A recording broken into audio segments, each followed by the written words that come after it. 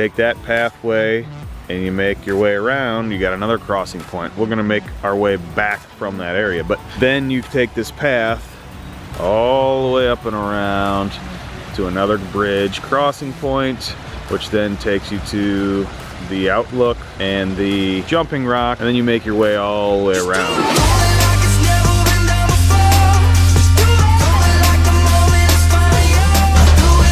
Welcome to living the Aquascape lifestyle. This is Chris Siewing, Nature's Recreation, and this is his paradise. So Chris, I think the best way to do this project this big is for you to take the camera and point out to the viewers, basically, your recreation pond. Let's give them the tour. All right, let's give them the tour.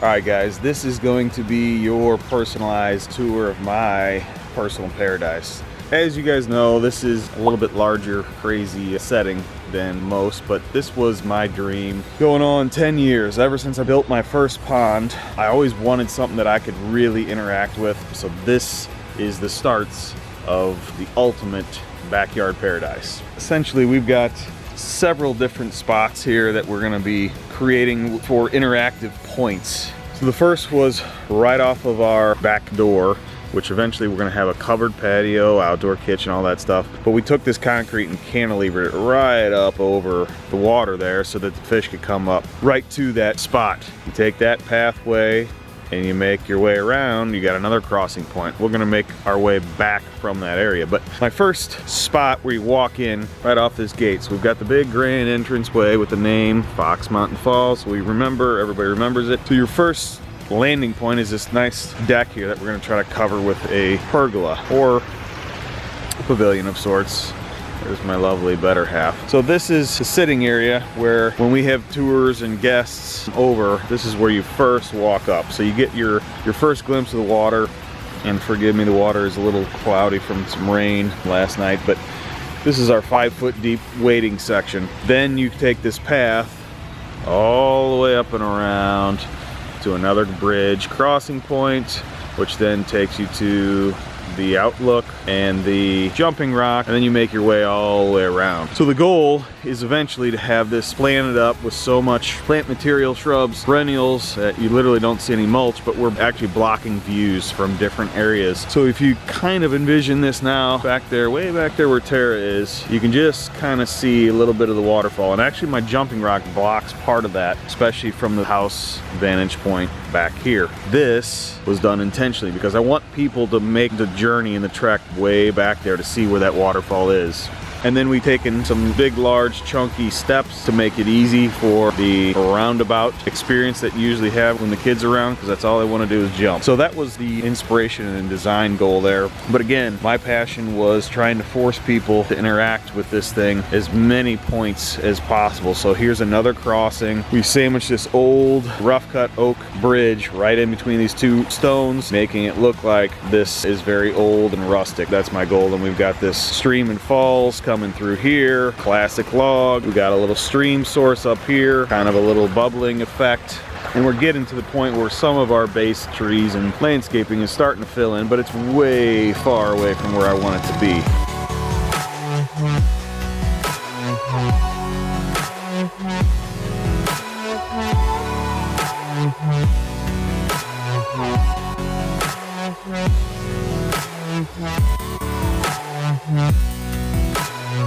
So this is the view and the vantage point that at night when the water is cleared up, that just blows my mind because you can see down in the water and watch the fish. It's just phenomenal. There's that view from the deck that we were just on that is cantilevered over. We're gonna, again, put a pavilion over that thing. And this is probably the best vantage point to see what is future gonna happen there, which is going to be, I call it the pond shack, but it's gonna be basically a pool house. Front side's gonna be open, entertaining, wet bar, bathroom back in this corner, back over here, so that when they're swimming in the pond they don't have to come through the house. And then that back half over there, or third, is going to be a garage and just storage. So this right here, if you can see these shallow ledge stones there, it's about 2 foot of water. That was the best happy accident that we had in this entire system. That is actually the retention that holds back my wetland, which is this entire section here, which is just one massive constructed wetland. Water is percolating up through all that gravel. I've actually got 3 feet of gravel on top of my aqua blocks there. But back to my favorite happy accident. When you're sitting there on this, which is what I call my swim up bar,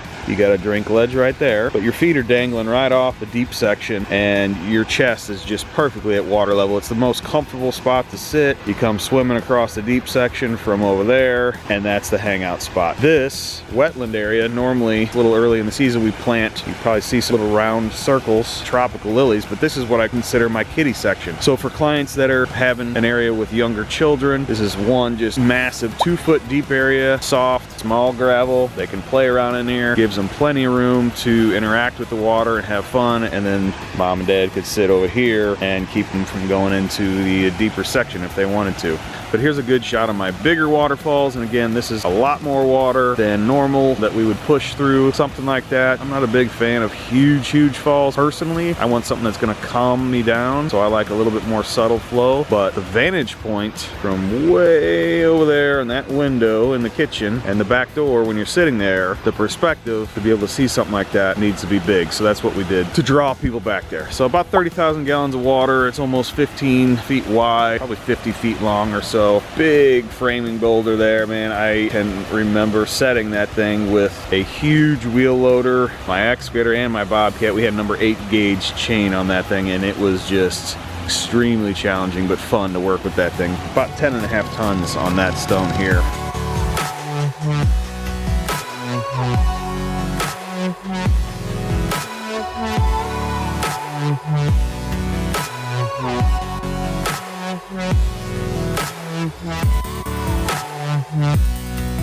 And back to the jumping rock section here. So from the top here, we're about 5 some odd feet off the water. So not a big jump, but it's still a little scary going down. What's really scary is when you see the bottom, you're at a 13-foot elevation. So we've got probably about 75 tons of boulder walls underneath these jumping rocks to support this. This guy here alone is 9.5 tons. That was an 8.5 ton jumping piece there, and then another one over there. So we've got a massive amount of ton of boulders just to create that one jumping rock section. So we continue along the walking path here. So I've got all these little signs that have kind of inspirational sayings. They're dual-sided because I wanted people to be able to take the experience and the walkabout, I call it, from both ways. And just like when you go to a grocery store and they mix up the shelves to keep you shopping for longer, that's the whole point of all these signs, because I want people to have an experience like at a botanical garden and hang out here for a long time, because guess what? The longer they're here, the more they're gonna want one. So here is my little step down area. Big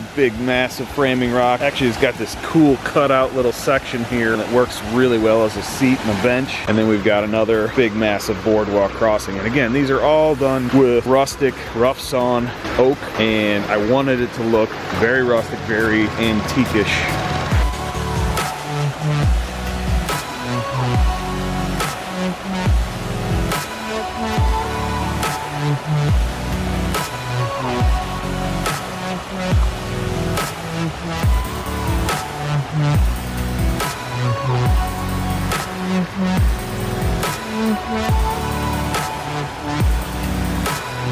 When we built this patio, we had these huge 3-4 ton big ledge rock pieces that are cantilevered right over the wetland area. And my goal with these, my intention with the design was to make it look like the water had just undercut this. If you've ever been to a natural lake in your area, you see where that water erodes, especially in the rivers, and just undercuts that, and you'll get these little cliff overhangs. That is my intention with the setting and placement of those stones. We had this big gap in between this bridge crossing, so we threw in this cool little spillway bowl as an accent and a way to kind of move some water, and people just love that because it's another aspect of water moving in the landscape. This over here is one of my favorite sections. We had this big, huge, massive log that goes all the way back over there. We laid that down, make it look like it fell from where it used to be standing. There's our vantage point from jumping rock here. So you can see on this side, we've got a whole different perspective of how this feature looks. And again, we've got multiple multiple sitting areas. I've got areas there. I'm gonna eventually put some benches along the path. I've got a sitting area here. I've also got a cantilevered boardwalk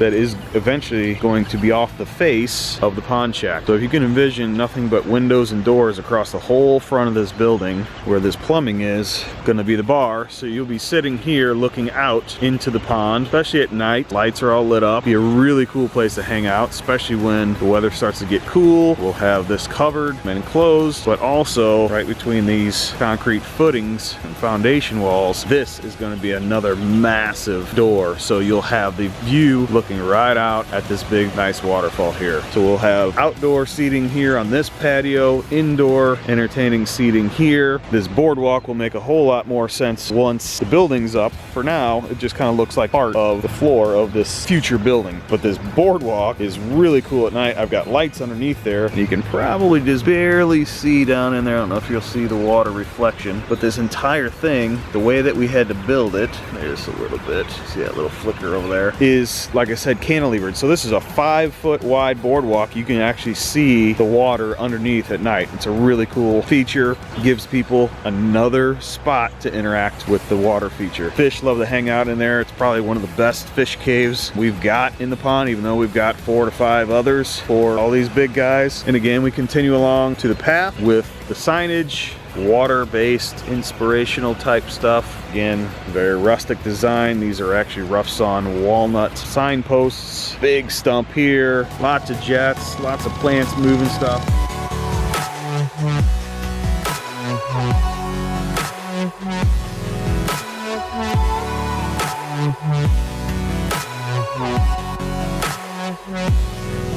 The view from here is quite different from the other side, and that was intentionally done because I envision people hanging out, sitting here, putting their feet off the edge of this, off of that board or deck over there that's cantilevered, people sitting in this. I mean, this is a big enough space that we could really accommodate large groups, which was my entire goal. Eventually, I'm going to do a Tom Smith Swimming with the Fishes event where we actually bring people in and let them experience what this is all about. Swim ponds look great, but until you get in one and get to see what the vantage point is from inside, you don't really fully appreciate it. So I want to let people have that experience. The boss is saying until we get that bathroom and keep people out of the house, we're not going to be doing any of those big ones. So we're looking for donations to get that up. No, I'm just kidding. And here we continue throughout the rest. I've got some sumac they're really going to start massing up and groving in. They're covering up a little bit of my sign here. But again, every point there is a sign where we have a crossing at different areas that has a purpose for where you're at in the landscape. So I really wanted to create as many spots as possible that someone could interact with the water, because people want to be up close to those spots. Why not give them that opportunity? There's that cantilever deck there. The fish love to hang out. That's the feeding spot. If you go out there in the mornings and stomp your feet, they come a-running and are ready to go. So this permeable patio is a multi-function space. We're harvesting rain, repurposing it, aerating it through this bubbling rock. But these raised vegetable gardens all have drip irrigation lines worked into each little bed right there. And what's going on is each bed has its own standpipe of a source water, which is my rainwater, with an irrigation valve. So I drip irrigate this entire vegetable garden off of all this rainwater. So the goal was, this was a dead space. I really didn't have another rain exchange system in the area that I wanted to showcase.